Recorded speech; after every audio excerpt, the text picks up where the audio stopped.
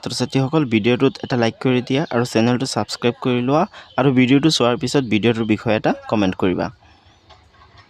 ছাত্ৰ-ছাত্ৰীসকল পোনপ্ৰথমে মোৰ ইউটিউব চেনেলটোলৈ তোমালোক সকলোকে স্বাগতম জনাইছোঁ। আজিৰ এই ভিডিঅ'টিত ক্লাছ 8 অৰ্থাৎ অষ্টম শ্ৰেণীৰ অংকুৰণৰ প্ৰথম অধ্যায় নিয়ৰ কবিতাটিৰ অনুশীলনীত যিমানকেইটা প্ৰশ্ন আছে গোটেইকেইটা প্ৰশ্ন উত্তৰ আজিৰ এই ভিডিঅ'টিত আমি আলোচনা কৰিম। গতিকে তোমালোকে ভিডিঅ'টো আৰম্ভণিৰ পৰা শেষলৈকে চাই থাকিবা। আৰু যদি তোমালোকে চেনেলটো ছাবস্ক্ৰাইব কৰা নাই তেনেহ'লে চেনেলটো ছাবস্ক্ৰাইব কৰি ল'বা আৰু ভিডিঅ'টোত এটা লাইক কৰি দিবা। আৰু বাকী পাঠৰ ভিডিঅ' চাবৰ কাৰণে তোমালোকে প্লেলিষ্টত যাব পাৰা অথবা তোমালোকে ডেছক্ৰিপশ্যন বক্সত গৈ তোমালোকে লিংকত ক্লিক কৰি ভিডিঅ'বোৰ চাব পাৰা। ছাত্ৰ-ছাত্ৰীসকল ইয়াত চোৱা কবি চন্দ্ৰকুমাৰ আগৰৱালা। তো চন্দ্ৰকুমাৰ আগৰৱালাদেৱে এই নিয়ৰ কবিতাটি ৰচনা কৰিছে। গতিকে তোমালোকে এই কবিগৰাকীৰ নাম মনত ৰাখিবা, কাৰণ প্ৰায় পৰীক্ষাত আহে যে নিয়ৰ কবিতাটিৰ কবিগৰাকীৰ নাম কি। তেতিয়া তোমালোকে প্ৰশ্নৰ উত্তৰটোত লিখিব লাগিব নিয়ৰ কবিতাটিৰ কবিগৰাকীৰ নাম হৈছে চন্দ্ৰকুমাৰ আগৰৱালা।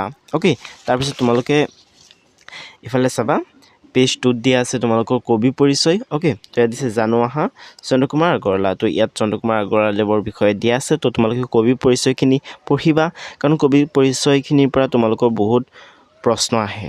অ'কে, 1 মাৰ্কৰ হ'লে প্ৰশ্ন আহিব, গতিকে তোমালোকে এইকেইটা পঢ়িবা। অ'কে, তাৰপিছত তোমালোকক ইয়াত চোৱা, ইয়াত দিছে তোমালোকক ক্ৰিয়াকলাপ। অ'কে, ইয়াৰ পৰা তোমালোকৰ প্ৰশ্ন ষ্টাৰ্ট হৈছে। তো ক'ত আছে পাঠভিত্তিক ক্ৰিয়া। অ'কে, মানে এই প্ৰশ্নকেইটাৰ উত্তৰ পাঠৰ পৰা দিব লাগিব। আৰু ভাষা অধ্যয়ন আছে, মানে ব্যাকৰণ, জ্ঞান সম্প্ৰসাৰণ। অ'কে, মানে গোটেইকেইটা যিমানকেইটা প্ৰশ্ন আছে গোটেইকেইটা প্ৰশ্ন উত্তৰ আজিৰ এই ভিডিঅ'টোত তোমালোকে পাই যাবা। তো ভিডিঅ'টো শেষলৈকে চাই থাকা। ছাত্ৰ-ছাত্ৰীসকল 1 নম্বৰত দিছে কবিতাটো শুদ্ধ আৰু স্পষ্টকৈ পঢ়া আৰু আবৃত্তি কৰা। তো তোমালোকে কবিতাটো শুদ্ধকৈ পঢ়িবা আৰু আবৃত্তি কৰিবা। অ'কে, 2 নম্বৰত দিছে উত্তৰ দিয়া। তলত যিকেইটা প্ৰশ্ন আছে এই প্ৰশ্নকেইটাৰ উত্তৰ দিব লাগে। ক মুকুতা মণিটি বুলি কবিয়ে কিহক বুজাইছে? উত্তৰ দি লিখিবা মুকুতা মণিটি বুলি কবিয়ে নিয়ৰ টোপালক বুজাইছে। খত চোৱা, তোমালোকক খত দিছে নিয়ৰক কবিয়ে কাৰ লগত তুলনা কৰিছে? উত্তৰ দি লিখিবা নিয়ৰক কবিয়ে নিশাৰ তৰা আৰু মুকুতা মণিৰ লগত তুলনা কৰিছে। কিহৰ লগত তুলনা কৰিছে? নিশাৰ তৰাৰ লগত আৰু মুকুতা মণিৰ লগত কবিয়ে নিয়ৰক তুলনা কৰিছে। গদ দিছে নিয়ৰে হিয়াত কি সাঁচি থোৱাৰ কথা কৈছে? উত্তৰ দি লিখিবা নিয়ৰে নিজম আকাশৰ নিচুক কথাটি হিয়াত সাঁচি থোৱাৰ কথা কৈছে। ঘত দিছে ফুলনিত কি ছিগি ৰৈ গ'ল? উত্তৰ দি লিখিবা ফুলনিত নিশা নচা নাচনীৰ ডিঙিৰ মণি ছিগি ৰৈ গ'ল। উংগত চোৱা, তোমালোকক উংগত দিছে কবিয়ে কি সৰি থকাৰ কথা কৈছে? উত্তৰ দি লিখিবা কবিয়ে নিশাৰ তৰাইটি নিয়ৰ হৈ সৰি থকাৰ কথা কৈছে। ছাত্ৰ-ছাত্ৰীসকল 3 নম্বৰত চোৱা, তোমালোকক 3 নম্বৰত দিছে কবিতাটোৰ মূল ভাৱ চমুকৈ লিখা। তো তোমালোকে এইটো প্ৰশ্ন উত্তৰ মুখস্থ কৰি ৰাখিবা, কাৰণ এইটো প্ৰশ্ন প্ৰায় পৰীক্ষাত আহি থাকে। অ'কে, তো তোমালোকে উত্তৰ দিবা। উত্তৰ দি এইদৰে লিখিবা প্ৰতিমাৰ খনিকৰ কবি চন্দ্ৰকুমাৰ আগৰৱালাদেৱৰ দ্বাৰা ৰচিত নিয়ৰ এটা ৰোমান্টিক কবিতা। কবিতাটিত কবিয়ে প্ৰকৃতিৰ উপাদান নিয়ৰক বিষয়বস্তু হিচাপে লৈ কল্পনাৰ ৰসন সানি সুন্দৰভাৱে উপস্থাপন কৰিছে। তাৰপিছত প্ৰেগাপ চেঞ্জ কৰিবা আৰু প্ৰেগাপ চেঞ্জ কৰি লিখিবা প্ৰকৃতিৰ ৰূপ বৈচিত্ৰ্যই মানুহৰ মনলৈ কঢ়িয়াই আনে অনাবিল সুখ। প্ৰতিটো পুৱাই আমাৰ অজানিতে দি যায় আশাৰ বতৰা। এই বৰ্ণময় বাৰ্তাৰ অন্যতম বাহক হ'ল নিয়ৰ। মুকুতা সদৃশ নিয়ৰ কণাবোৰ গাহ বনৰ ওপৰত কাহিলি পোৱাতে জিলিকি থকা দেখিলে আমাৰ মনলৈ নানা ভাৱ অহাটোৱেই স্বাভাৱিক। কবিয়ে নিয়ৰক নিশাৰ আকাশৰ পৰা সৰি পৰা তৰা, নিত্যৰতা পৃথিৱীৰ ডিঙিৰ পৰা ছিগি পৰা একোটা মণি অথবা পুৱাৰ পোহৰত সেমেকি উঠা এটোপাল চকুপানীৰ লগত তুলনা কৰিছে। অ'কে, তো তোমালোকে এইদৰে লিখিবা। কবিতাটোৰ মূল ভাৱ বেছি দীঘল নহয়, গতিকে তোমালোকে যদি মনোযোগ দি পঢ়া তো অলপতেই মুখস্থ হৈ যাব। ছাত্ৰ-ছাত্ৰীসকল এতিয়া 4ত চোৱা, 4ত দিছে শব্দ সম্ভাৰ আৰু অভিধান চাই তলৰ শব্দবোৰৰ অৰ্থ লিখা। তো তোমালোকে যদি কিতাপৰ শেষৰ ফালে চোৱা তেনেহ'লে শব্দ সম্ভাৰ দেখিবলৈ পাবা। আৰু যদি তোমালোকৰ ঘৰত আছামিজ ডিক্সনেৰী থাকে তেনেহ'লে তাৰ পৰা চাই এই যিকেইটা শব্দ দিয়া আছে শব্দকেইটাৰ অৰ্থ লিখিব লাগে। তো ইয়াত চোৱা, এইটো একচুৱেলি উত্তৰ নহয়, মই ভুলতে উত্তৰ দি দিছোঁ, এইটো প্ৰশ্নহে হয়। অ'কে, তো ইয়াত চোৱা শব্দকেইটা দিয়া আছে ফটিক, শোভে, হেঙ্গুলি, নিজম, নিচুক। এই শব্দকেইটাৰ অৰ্থ ইফালে লিখিব লাগে। অ'কে, উপযুক্ত অৰ্থকেইটা হ'লে অভিধান চাই নহ'লে শব্দ সম্ভাৰ চাই লিখিব লাগে। তো মই শব্দৰ অৰ্থকেইটা লিখি আনিছোঁ। তোমালোকে যদি অভিধান চাই অথবা যদি শব্দ সম্ভাৰৰ পৰা উলিয়াব নোৱাৰা তেনেহ'লে ইয়াৰ পৰা ধুনীয়াকৈ শব্দকেইটাৰ অৰ্থ লিখি লোৱা। তোমালোকে প্ৰথমে উত্তৰ দিবা, তাৰপিছত শব্দ দিবা, তাৰপিছত ইফালে অৰ্থ মানে ইফালে শব্দকেইটা আৰু ইফালে অৰ্থকেইটা লিখিবা। অ'কে, চ' ইয়াত চোৱা ফটিক, ফটিক মানে হৈছে স্বচ্ছ, নিৰ্মল, পৰিষ্কাৰ। তোমালোকে ইয়াৰ পৰা যিকোনো এটা লিখিব পাৰা। শুভে, শুৱনি কৰি তোলা। হেঙ্গুলি, হেঙ্গুল বৰণীয়া। নিজম, নীৰৱ, নিস্তব্ধতা মানে চাইলেঞ্চ। অ'কে, নিচুক, কন্দন এৰা। ছাত্ৰ ছাত্ৰীসকল এতিয়া 5 নম্বৰত চোৱা। 5 নম্বৰত হৈছে প্ৰসংগ সংগতিৰ দ্বাৰাই ব্যাখ্যা কৰা। নিজম আকাশৰ নিচুক কথাটি, হিয়াত থৈছে সাঁচি, কোন কাহানিৰ সপোন দেখিছে, কোনে হাঁহিছিল নাচি। তো ইয়াৰ প্ৰসংগ সংগতিৰ দ্বাৰাই ব্যাখ্যা কৰিব লাগে। তো তোমালোকে উত্তৰ দি লিখিবা। প্ৰশ্নত দিয়া কবিতাফাকি আমাৰ পাঠৰ অন্তৰ্গত প্ৰতিমাৰ খনিকৰ কবি চন্দ্ৰকুমাৰ আগৰৱালা দেৱৰ দ্বাৰা ৰচিত নিয়ৰ নামৰ কবিতাটোৰ পৰা তুলি দিয়া হৈছে। তো এইখিনি লিখিলে তোমালোকে 1 মাৰ্ক পাই যাবা। অ'কে, তাৰপিছত লিখিবা ৰাতিপুৱা মুকুতা সদৃশ নিয়ৰ কণাবোৰ ফুলৰ পাহিত ওলমি থকা দেখি কবিৰ মনত জাগি উঠা মনোৰম কল্পনা এই কবিতাফাঁকিৰ জৰিয়তে প্ৰকাশ পাইছে। অ'কে, এইখিনি লিখিলে আৰু 1 মাৰ্ক পাই যাবা। এইটো প্ৰশ্ন 3 মাৰ্কৰ হয়। তো তোমালোকে এইখিনি লিখিলে 2 মাৰ্ক পাই যাবা। ইয়াতে 1 মাৰ্ক আৰু ইয়াত 1 মাৰ্ক। আৰু এই প্ৰসংগ সংগতিৰ দ্বাৰাই ব্যাখ্যা কৰা যদি তোমালোকক লিখিবলৈ দিয়ে তেনেহ'লে তোমালোকে প্ৰেগাপ চেঞ্জ কৰি কৰি লিখিবা। ইয়াত চোৱা, ইয়াত প্ৰেগাপ এবাৰ চেঞ্জ হৈছে, ইয়াত এবাৰ চেঞ্জ হৈছে। তো তোমালোকে এনেদৰে প্ৰেগাপবোৰ চেঞ্জ কৰি কৰি লিখি যাবা। তাৰপিছত লিখিবা ফটিক পানীত দোৱা মুকুতা সদৃশ নিয়ৰ কণাবোৰক কবিয়ে নিশাৰ আকাশত সৰি পৰা তৰা আৰু পুৱাৰ হেঙ্গুলি বেলিৰ পোহৰত সেমেকি পৰা চকু পানীৰ লগত তুলনা কৰিছে। আনহাতে নিজম আকাশৰ হিয়াত সাঁচি হোৱা কান্দোন ভাৱৰ কথাৰে হাঁহি হাঁহি নাচি থকা কোনোবা নাচনীৰ ডিঙিৰ পৰা ছিগি পৰা মণিৰ লগত কবিয়ে নিয়ৰ কণাক তুলনা কৰিছে। কোনোবাই কাহানি বাই দেখা সপোনৰ ই যেন অভিব্যক্তি। অ'কে, তো এইখিনি লিখিবা। এইখিনি লিখিলে তোমালোকৰ 5 নম্বৰত যি প্ৰশ্ন দিয়া আছে এইটো লিখা কমপ্লিট হৈ যাব। ছাত্ৰ ছাত্ৰীসকল এতিয়া 6 নম্বৰত চোৱা। 6 নম্বৰত দিছে পাঠৰ পৰা অন্ত মিল থকা শব্দবোৰ লিখা। উদাহৰণ ধোৱা, যোৱা। তো ইয়াত এটা উদাহৰণ দিয়া আছে। অন্ত মিল থকা মানে কি, মানে শেষৰ ফালে। অ'কে, যিকেইটা শব্দ আছে শব্দকেইটাৰ ইণ্ড, অ'কে, শব্দকেইটাৰ শেষৰ যিটো অংশ সেইটো মিল থাকিব লাগিব। হ'লে প্ৰনাউন্সিয়েশ্যনেই হওক বা স্পেলিঙেই হওক মিল থাকিব লাগিব। অ'কে, তো তোমালোকে উত্তৰ দি লিখিবা সাঁচি নাচি, মণি কণি, ভাহি পাহি। ছাত্ৰ ছাত্ৰীসকল এতিয়া 7 নম্বৰত দিয়া প্ৰশ্নটোলৈ চোৱা। 7 নম্বৰত দিছে উল্লিখিত শব্দবোৰৰ সমাৰ্থক শব্দ লিখা। টোপনি, বেলি, পানী, ফুল, নিশা, সপোন, আকাশ, চকু। তো ইয়াত যিকেইটা শব্দ আছে এই শব্দকেইটাৰ সমাৰ্থক শব্দ লিখিব লাগে। সমাৰ্থক শব্দ মানে হৈছে সমান অৰ্থ বুজোৱা শব্দ বা একে অৰ্থ বুজোৱা শব্দ। তো তোমালোকে বেলিকে ধৰি লোৱা। বেলি, ৰবি, সূৰ্য এই তিনিটা শব্দই কিন্তু এটা বস্তুকেই বুজায়, যাক আমি ইংলিছত ছান বুলি কওঁ, SUN। অ'কে, তো যেতিয়া কোনোবা এটা বা দুটা বা তিনিটা শব্দই একেটা অৰ্থই প্ৰকাশ কৰে তেতিয়া সেই শব্দবোৰক এটাক আনটোৰ সমাৰ্থক শব্দ বুলি ক'ম। অ'কে, তো তোমালোকে উত্তৰ দি এনেকৈ লিখিবা টোপনি, নিদ্ৰা। টোপনি আৰু নিদ্ৰা এই দুয়োটা শব্দই কিন্তু একেটা অৰ্থই প্ৰকাশ কৰে। তাৰপিছত বেলি, ৰবি, সূৰ্য। বেলিটোক কিছুমানে বেলি বুলি কয়, কিছুমানে ৰবি বুলি কয়, কিছুমানে সূৰ্য বুলি কয়। বেলিৰ আৰু সমাৰ্থক শব্দ আছে, সেইকেইটা তোমালোকে পিছলৈ শিকিব পাৰিবা। পানী, জল, নীৰ, ফুল, কুসুম, পুষ্প, নিশা, ৰাতি, ৰজনী। অ'কে, তাৰপিছত আছে সপোন। সপোন দি লিখিবা স্বপ্ন, আকাশ, গগন, অম্বৰ, চকু, নয়ন, নেত্ৰ। অ'কে, ছাত্ৰ ছাত্ৰীসকল এতিয়া 8 নম্বৰত চোৱা। 8 নম্বৰত দিছে বিপৰীত অৰ্থ বুজোৱা শব্দ লিখা। চিগা, সৰগ, পুৱা, দিন, নিজম, সাখী। তো ইয়াত যিকেইটা শব্দ আছে এইকেইটা শব্দৰ বিপৰীত অৰ্থ বুজোৱা শব্দ লিখিব লাগে, অৰ্থাৎ অপজিট অৰ্থ লিখিব লাগে। অ'কে, তো তোমালোকে উত্তৰ দিবা। উত্তৰ দি এইদৰে লিখিবা চিগা, নিচিগা। চিগা যিটো শব্দ এই চিগা শব্দটোৰ বিপৰীত অৰ্থটো হ'ব নিচিগা। তাৰপিছত আছে সৰগ, নৰক। অ'কে, সৰগ মানে স্বৰ্গ, নৰক মানে নৰক। অ'কে, অৰ্থাৎ হেভেন এণ্ড হেল। অ'কে, পুৱা, সন্ধিয়া, নিজম, হুলস্থুলীয়া, কোলাহল, সাখী, কান্দোন।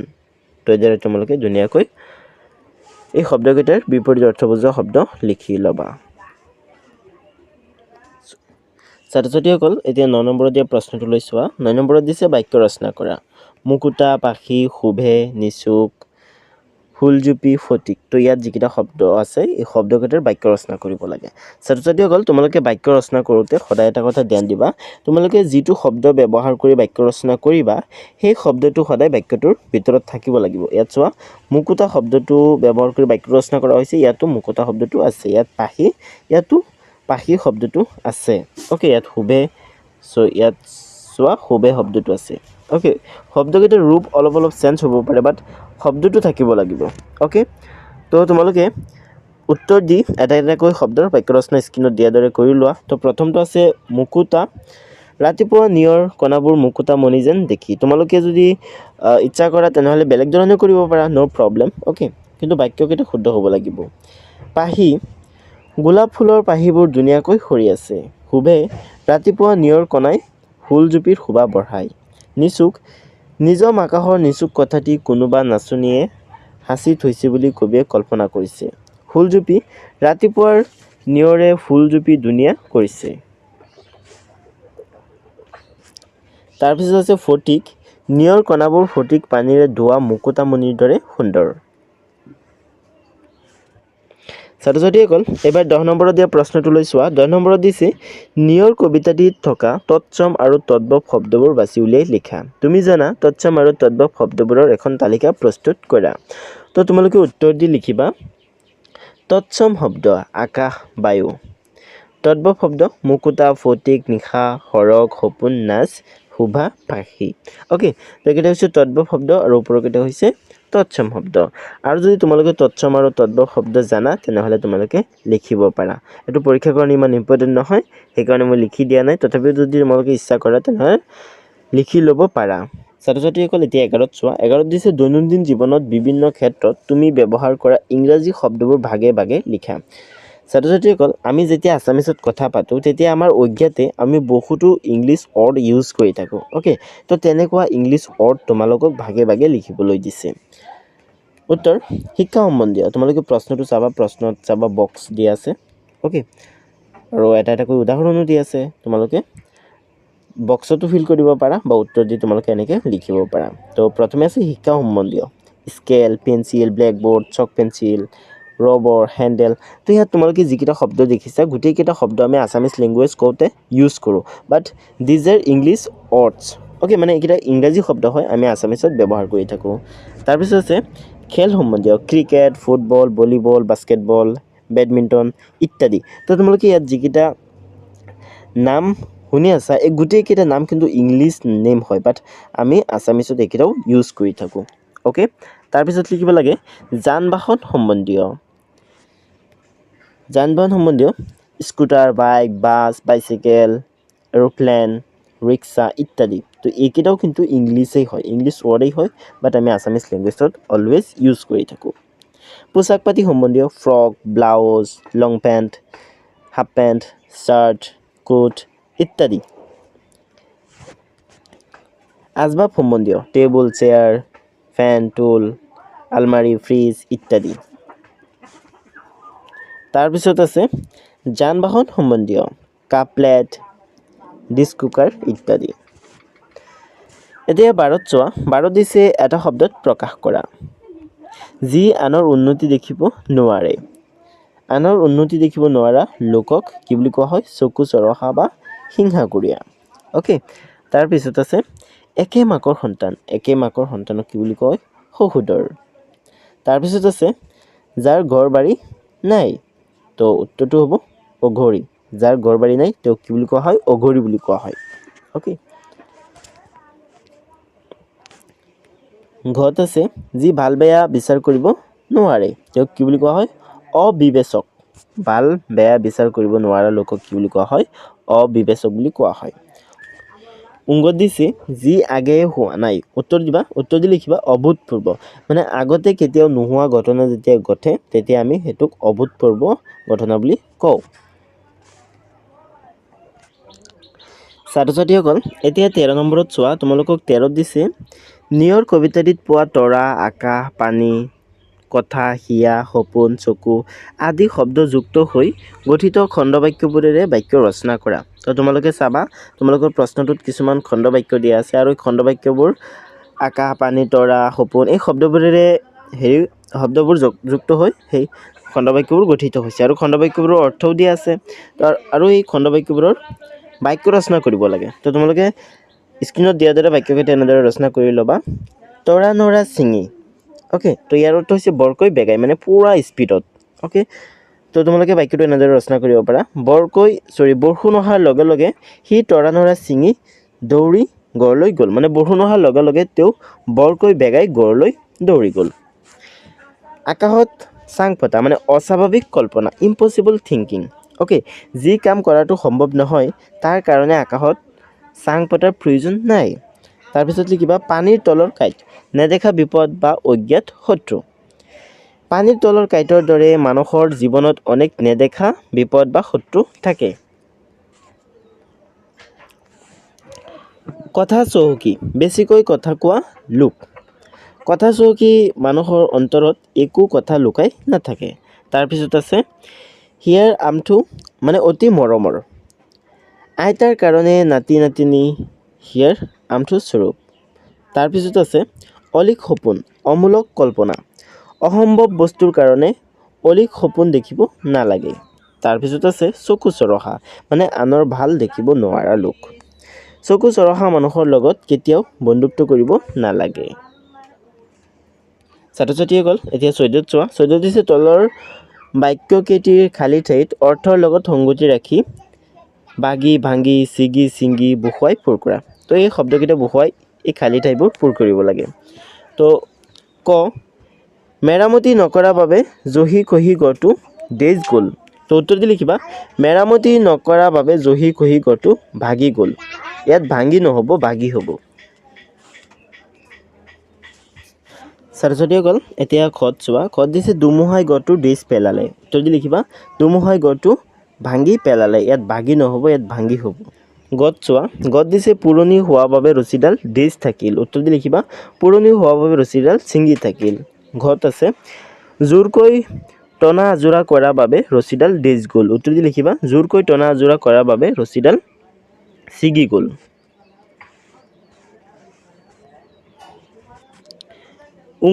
উংগত দিছে এবছৰ নহওঁতে মথাউৰিটো ডেজ গ'ল। উত্তৰটো লিখিবা এবছৰ নহওঁতে মথাউৰিটো ভাঙি গ'ল হ'ব। একচুৱেলি ইয়াত ভাঙি থাকিল নহয়, ভাঙি গ'ল, অ'কে। এবছৰ নহওঁতে মথাউৰিটো ভাঙি গ'ল। প্ৰথম চ বানপানীয়ে মথাউৰিটো ডেজ পেলালে। উত্তৰটো লিখিবা বানপানীয়ে মথাউৰিটো ভাঙি পেলালে। ছাত্ৰ ছাত্ৰীসকল এতিয়া 16ত চোৱা। 16ত দিছে হাতৰ ভঙা। ক মৌ-মাখি নহয় কিন্তু কৰে গুণগুণ, বামুণ নহয় কিন্তু কান্ধত লগুণ। তো ইয়াৰ উত্তৰটো হ'ব যঁতৰ। খত চোৱা। খত দিছে ৰজাৰ গড়ৰ হাতী ধান খাই পাচি পাচি। ইয়াৰ উত্তৰটো হ'ব ডেকি। গত আছে ৰজাৰ কাপোৰ তিয়াব পাৰি শুকাব নোৱাৰি। ইয়াৰ উত্তৰটো হ'ব জিভা। ছাত্ৰ ছাত্ৰীসকল ভিডিঅ'টো কেনে লাগিছে কমেণ্ট কৰি জনাবা। ভিডিঅ'টো ভাল লাগিলে চেনেলটো ছাবস্ক্ৰাইব কৰিবা আৰু ভিডিঅ'টোত এটা লাইক কৰি দিবা। আৰু যিকোনো পাঠৰ ভিডিঅ' চাবৰ কাৰণে তোমালোকে ডেছক্ৰিপশ্যনত যাব পাৰা। ডেছক্ৰিপশ্যনত গৈ তোমালোকে অলপ তলৰ ফালে স্ক্ৰল কৰিবা বা তলৰ ফালে টানিবা, তেনেহ'লে তোমালোকে তাত প্লেলিষ্টৰ লিংক পাই যাবা। আৰু তোমালোকে চেনেলৰ প্লেলিষ্ট ছেকশ্যনত গৈ যিকোনো পাঠৰ কিতাপৰ যিকোনো পাঠৰ ভিডিঅ' তোমালোকে চাব পাৰিবা। তো আজিৰ ভিডিঅ'টো ইমানেই আছিলে। আজিৰ ভিডিঅ'টো চোৱাৰ বাবে ধন্যবাদ।